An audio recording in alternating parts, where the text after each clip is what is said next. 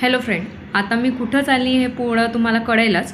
पण चाळीकडे जायचं असताना ह्या 4 पटऱ्या क्रॉस करून आम्हाला जायचं असतं. खूप रिक्स आहेत या 4 पटऱ्या क्रॉस करून, कारण की गेट बंदही असेल तर केव्हा केव्हा कळत नाही गाडी येते का काय, मुलांना घेऊन जाणं म्हणून. पण बघा, आता आम्ही पटऱ्या क्रॉस करून वेताळनगरमधनं निघालो आणि वेताळ देव दर्शन आहे इथं मंदिर, तिथनं निघालो. आता हे चाळीमध्ये जायचं म्हणजे संध्याकाळचं पाणी आलेलं, भरपूर पाणी वगैरे होतं.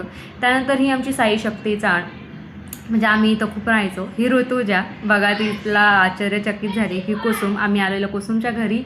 तर हे बघा चाळीतलं घर, म्हणजे चाळीत घर कसे असतात तर तुम्ही बघू शकतात. एक हॉल आणि किचन एवढंच असतं. नंतर खूप दिवसांनी ओम खुशी चाळीमध्ये आले, तर जुने मित्र म्हटल्याबरोबर खेळत होते. कुसुमच्या घरून निघाल्यानंतर स्वराच्या चाळीमध्ये होती पूजा. आम्हाला चाळीमध्ये पूजेसाठी निमंत्रण करण्यात आलेलं. ही आहे स्वराची मम्मी, ही आहे सार्थकची मम्मी. आम्ही पूजेचे पाया वगैरे पडल्या. हा आहे सार्थक.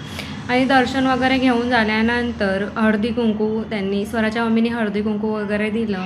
त्यानंतर स्वराला होता छोटासा भाऊ, तर मानसने त्याला बघितलेलं नव्हतं, म्हणून त्याला मी घेऊन आलेली. आज तिने सांगितलेलं की बाबूला घेऊन बघण्यासाठी. मानसला घेऊन आले. त्याच्यासोबत खूप आम्ही खेळलो वगैरे. तो छान मस्त खेळत पण होतात. खेळून झाल्यानंतर आम्ही बसलो जेवायला होतं डाळ भात, वाटाण्याची भाजी आणि गुलाबजाम.